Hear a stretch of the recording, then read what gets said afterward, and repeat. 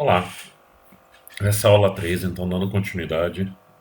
Na aula anterior nós falamos sobre mudança no modelo mental.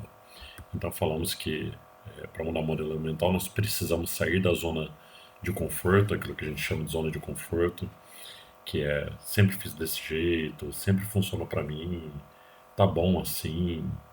Meus pais também faziam desse jeito, funcionava. Essas frases são frases características de quem vive na zona de conforto.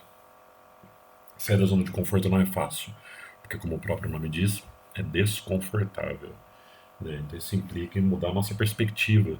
E isso exige esforço, exige uma iniciativa, exige dar um passo adiante e entrar naquilo que eu chamo de zona de confronto, onde a gente transforma aquilo que até então era conforto em algo difícil, mas traz novos aprendizados, novos conhecimentos e, por fim, a gente transforma isso em novas atitudes e novos comportamentos. Então aquilo é uma zona de expansão, aquela zona de conforto nossa ampliou, aumentou.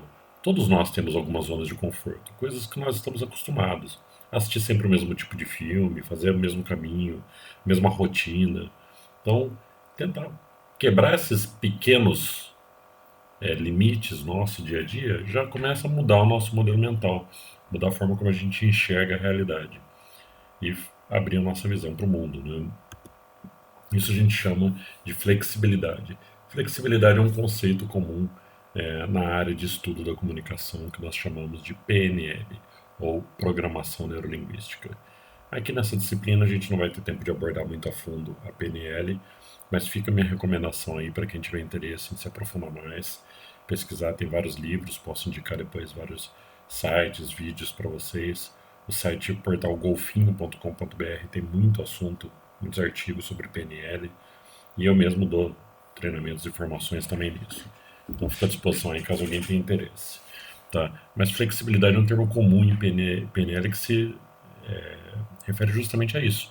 Ou seja, sair da zona de conforto, fazer as coisas de forma um pouco diferente, faça um caminho diferente todo dia, se vista de uma forma diferente que você está acostumado, faça algo, assiste um filme diferente do gênero que você gosta. Ah, mas eu gosto de filme de terror. Então assiste um romance. Ah, eu não gosto. Justamente por isso, porque você não gosta. Ouve uma música diferente da qual você está acostumado. Pelo menos uma vez por dia faça uma coisa diferente. E você vai perceber como sua visão se amplia, como você começa a ampliar suas perspectivas e mudar seu modelo mental. E isso te torna mais criativo. Começa a facilitar você com que você aceite novas ideias, coisas que normalmente você teria resistência, começam a se tornar mais atraentes, mais fáceis. As ideias começam a vir e fluir com mais facilidade. E tudo isso começa com pequenas mudanças, tá? Pequenas mesmo. Então comece com as pequenas mudanças, você vai ver que sua mente começa a se expandir. Você vai quebrar aquilo que a gente chama de paradigma. E o que é um paradigma? Eu vou dar um segundinho para você pensar a respeito. O que seria um paradigma? Paradigma é uma palavra que todos nós conhecemos, já lemos, ouvimos, e às vezes temos dificuldade de poder explicar o que é. Um paradigma eu costumo definir simplesmente como um modelo de pensamento, um padrão de pensamento. Aquilo que a gente está acostumado. Ou seja, a própria zona de conforto que a gente falou, né? São os paradigmas que nós temos na vida. Tá? Esses paradigmas muitas vezes se tornam até preconceitos, né? Ou seja, quando você tem um preconceito de acreditar que determinado tipo de pessoa, determinada raça ou gênero tem determinado comportamento, isso é um paradigma que você só quebra no dia que você se depara com algo acontecendo diferente daquilo que você acredita. Os paradigmas, nem todos eles devem ser quebrados. Alguns paradigmas fazem com que a gente conviva bem em sociedade, mas muitos deles devem ser questionados, sim, para ampliar mais uma vez nossa percepção. Essa foto que está aí na tela, por exemplo, é um exemplo de paradigma. Cachorro e gato não convivem bem. Eles se dão mal que nem cão e gato. Será que todo cão e gato se dá mal? Então, questionar o paradigma passa por fazermos essas questões generalizadoras, né? Será que todo cão e gato se dá mal? Você nunca conheceu um cão e um gato que se desse bem? Ah, existe um, minha avó tem um. Ok, então a gente não pode falar que todo cão e gato se dá mal. Isso é uma frase generalizadora. E aí você começa quebrando também seus paradigmas. Essa é uma foto que eu gosto de usar para ilustrar bem o que é paradigma. Acho que ela explica melhor do que qualquer coisa, né? Para e interpreta essa foto um pouquinho. O que está acontecendo nela? Olha só. Um cavalo forte, grande, preso, amarrado numa cadeira de plástico. Mal sabe ele, com sua pequena mente equina, que se ele der um tranco a ele, pode ser correndo e destroçar a cadeira. Mas ele continua lá, paradinho. Por quê? Porque ele foi criado, desde que era um potrinho, amarrado num tronco, e ele puxava e se machucava. Ele foi puxando cada vez menos, até que ele parou de puxar. Porque na cabeça dele, estar amarrado, ele não tem a mesma cognição que a gente, a mesma visão que nós humanos, mas na cabeça dele, estar amarrado significa estar preso. E se ele puxar, ele vai se machucar. E mal sabia ele que se ele puxar, ele pode sair correndo aqui com essa cadeira. E isso é um paradigma. A cadeira é o paradigma. Pare um momento e reflitam. Quantos paradigmas nós temos iguais? Qual é a nossa cadeira de plástico? O que faz você ficar preso numa determinada ideia, crença, acreditando que aquilo para você é verdadeiro, que não existe outra opção? É de se pensar, né? Aqui então é um exercício para vocês de quebra de paradigmas. O desafio é o seguinte: você tem que ligar todos esses 9 pontos com apenas 4 traços. 4 traços retos e consecutivos. Não pode tirar a caneta do papel. Então, se quiser copiar esse desenho numa folha de papel para tentar, ou se quiser passar o dedo por cima da tela também para ir tentando, tá? Faça suas tentativas aí. Pausa a tela agora e faz a tentativa com a tela pausada, porque eu já vou dar a resposta logo em seguida. Então, segura a tela um pouquinho pausada e vai tentando. 4 retas seguidas, sem tirar a caneta do papel. Tem que passar por todos os 9 pontos. Difícil, né? Pois bem, eu vou responder para vocês. Olha só. 1, na sequência aqui 2, 3, ligando lá em cima, e 4. Olha só. Ué, mas se é do quadrado? E quem disse que era para ficar dentro do quadrado? A gente viu isso na primeira aula, hein? Quando eu falei do rato, lembra? Olha só. O quadrado é o nosso paradigma. O quadrado é o nosso limite. Na vida nós temos vários quadrados desses. Limites que nós mesmos nos impomos, crenças que nós criamos, que falam que a gente deve fazer determinada coisa, que deve seguir por determinado caminho, que só é bem sucedido quem faz isso.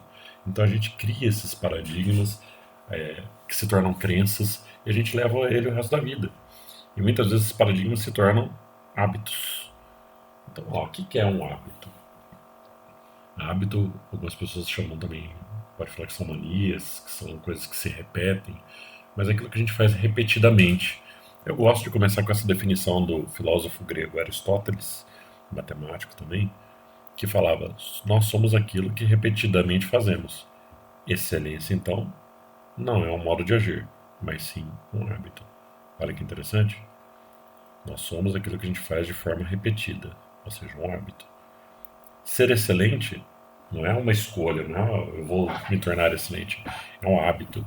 Segundo Aristóteles, a pessoa que é excelente, ela se torna excelente por cultivar esse hábito, por fazer isso com frequência. É de se pensar também, né? Mas será que todos os hábitos nossos são positivos? Todos eles levam à excelência? Não existem hábitos que são ruins? Hábito é aquilo que a gente faz com frequência e acaba virando algo comum, que a gente faz sempre do mesmo jeito, que a gente se acostuma com aquilo, tá? Mas nem todo hábito é positivo. Alguns hábitos se tornam negativos e se torna aquilo que nós chamamos de vícios.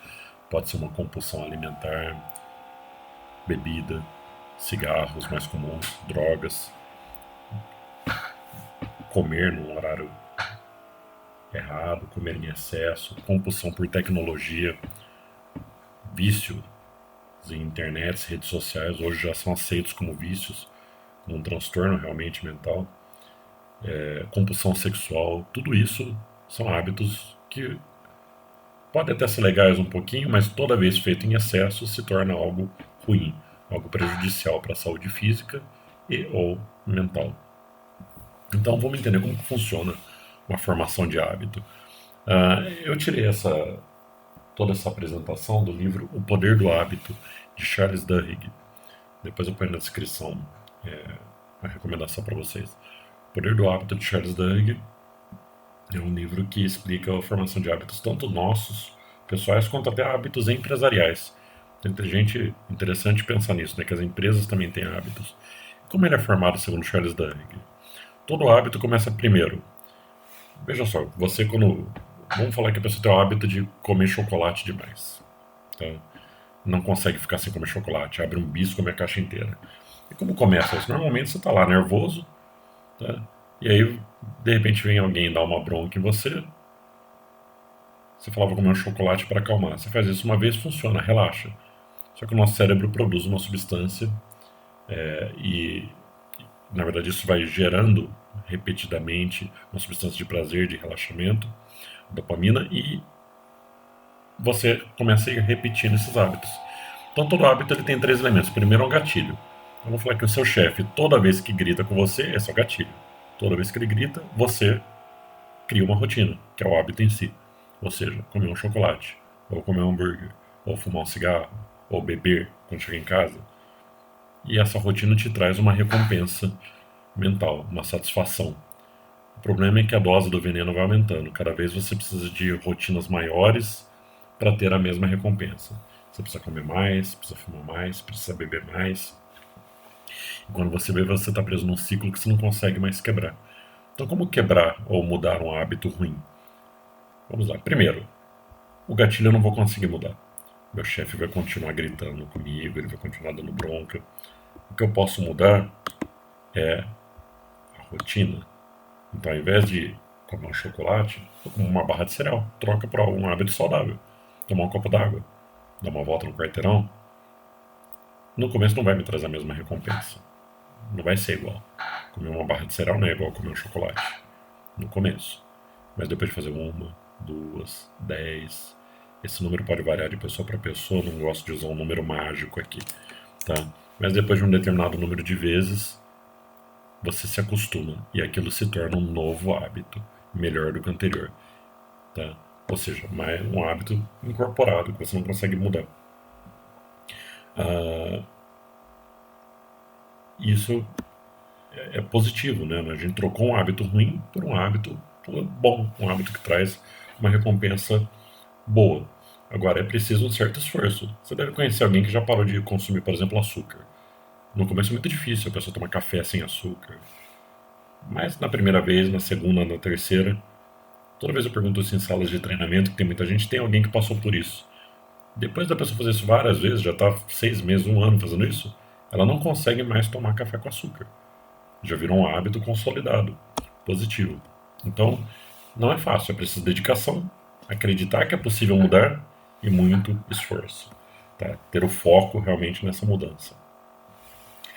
Então, vamos falar um pouquinho de aprendizado, porque para a gente poder desenvolver criatividade, nós precisamos entender como funciona todo esse processo, né? Então, a gente vai entender como formam-se os hábitos e paradigmas, como a gente acredita nisso, e como que eu aprendo, como que eu trago novas informações, como que eu consolido aquela base de conhecimento que eu falei que é importante a gente ter esse banco de dados grande, essa cultura geral grande para poder se tornar uma pessoa criativa.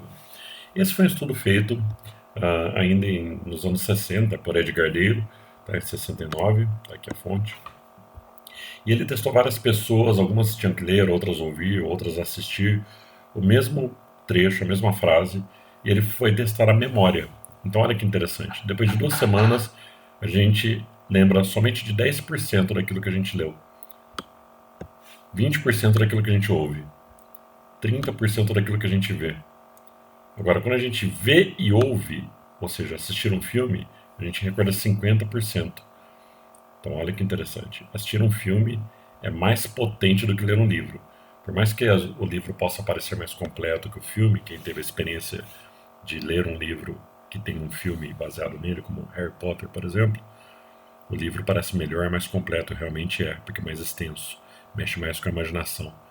Mas a gente grava melhor na memória o filme, o audiovisual. Essa é a melhor forma de aprendizado passivo, tá? Mas melhor do que isso, ainda é o aprendizado ativo. Ou seja, quando eu falo algo, participo de uma discussão ou faço algo, aí sim, o melhor aprendizado possível. Eu gravo 90% daquilo que eu falo e faço. Então, a melhor forma de se aprender algo é fazendo. Eu poderia falar aqui para vocês, no vídeo, sem nenhuma imagem, como cozinhar um bolo. Isso faria com que vocês aprendessem a cozinhar um bolo? Dificilmente. Se eu pusesse um vídeo de eu cozinhando um bolo, já melhoraria, né? Mas ainda não é o suficiente. Você só vai aprender a cozinhar um bolo como? Tentando, errando, fazendo, pondo a mão na massa, literalmente. Eu gosto dessa frase do Confúcio aqui. Eu vejo e eu esqueço. Eu ouço e eu lembro. Quando eu faço, eu compreendo. Então, olha só, o filósofo antes de Cristo já falava, né? Eu preciso fazer para aprender algo. Tudo que a gente aprende na vida passa por 4 níveis de aprendizagem. Qualquer coisa, qualquer informação, qualquer habilidade que eu queira criar. Quem dirige, lembra aí de quando você foi aprender a dirigir, ou tocar um instrumento musical, ou desenvolver uma habilidade, aprender a cozinhar, qualquer coisa. Tudo passa por 4 níveis. No primeiro nível, é aquilo que a gente chama de estar inconscientemente incompetente. Você nem sabe que não sabe. Então, vou usar o exemplo aqui de dirigir um automóvel. Tá? Para quem dirige, já passou por isso. Quem não dirige ainda, está no nível 1 ou nível 2 aqui. Você olha para o lado e fala, vê alguém dirigindo, seu pai, sua mãe, e fala, puxa, é tão fácil. Quando eu pegar o volante, você dirigindo facinho. E aí o dia você senta no volante e descobre que aquilo é mais difícil do que parece. Você se tornou conscientemente incompetente. Você sabe que não sabe nada. Que aquilo é mais difícil que você imaginava. Você ficou consciente da sua incompetência. Mas você treina. Você sai dirigindo e no começo você olha para o pedal, olha para a marcha, só não olha para frente, né? Dá aqueles trancos. Você está praticando, talvez a fase mais demorada, quando você se torna conscientemente competente. Você sabe que sabe. Você faz pensando. Mas depois de praticar muito, você entra no nível mais profundo, quando você se torna inconscientemente competente. Agora você finalmente ficou. Você nem sabe que sabe. Já entrou no piloto automático. Já está no seu inconsciente. Lembram a metáfora do iceberg? Ou seja, essa memória, esse aprendizado já faz parte do seu processo cerebral. Você nem sabe que sabe e já faz no automático. E se você dirige um automóvel já há algum tempo, você sabe que você veio, dirigiu, de repente foi para a faculdade, foi para o trabalho, e você não fica pensando, agora eu vou engatar a segunda marcha. Agora, você faz isso de forma automática, você muda de marcha, conversa com quem está do lado, mexe no rádio, ergue o vidro, abaixa o vidro, mexe no ar-condicionado, tudo de forma inconsciente. Interessante, né? Sabe pilotar aqui? Ainda não. Telefonista. Bem, eu preciso de um programa de pilotagem para um helicóptero T-212. Depressa. Já pensou se fosse assim? Se a gente pudesse fazer download de informação, Vamos lá. igual no filme Matrix? Você baixa o aprendizado no cérebro? A gente ainda não chegou nesse ponto. Mas eu acho que em breve, talvez. Agora, por mais que a gente possa baixar um conhecimento, provavelmente a gente só baixaria, faria um download no cérebro de conhecimentos teóricos. Porque a habilidade, como jogar futebol, cozinhar, tocar um instrumento, praticar um esporte, é preciso realmente praticar. Tá? É preciso praticar muito até aquilo incorporar, até aquilo virar um hábito. E quanto que eu tenho que treinar até aprender algo? Quanto vocês acham? Tem um número, vamos lá. Pensa um pouquinho e chuta. Quanto eu tenho que treinar até realmente ficar bom em algo? Até me tornar excelente em algo? Virar uma referência. Alguma ideia? Pois é, existe uma teoria que diz que nós devemos treinar 10.000 horas. 10.000 horas é o tempo que leva até me tornar excelente em algo. Aí eu realmente me torno um expert, me torno uma fonte de conhecimento dentro daquele assunto. Agora, 10.000 horas é bastante tempo. Se você praticar 1 hora por dia, dá uns 27 anos, se não me engano. Se você praticar 3, 4 horas por dia, uns 8, 9 anos. Agora, se isso for seu trabalho, 3 ou 4 anos. Qualquer um que faz a mesma coisa o dia inteiro, repetidamente, várias vezes, se torna excelente naquilo. Então, quer ficar bom em alguma coisa? Qualquer coisa. Pratica muito, muito, até entrar no inconsciente. Até você fazer sem nem perceber que está fazendo. Até conseguir fazer de olhos fechados. Como alguém que toca uma guitarra e não olha para a mão para ver os acordes. A pessoa já faz isso de forma inconsciente. 10.000 horas. Se quiserem saber mais sobre o assunto, mais um livro aí para vocês, recomendo o livro Outliers, Fora de Série, no Brasil é o sobrenome do livro, do Malcolm Gladwell. Tá? Um livro também muito bom, onde ele dedica-se a comprovar essa teoria das 10.000 horas. Eu vou parar por aqui essa parte de aprendizagem e a gente continua depois aprofundando mais a questão da criatividade, como nos tornar criativos. Até!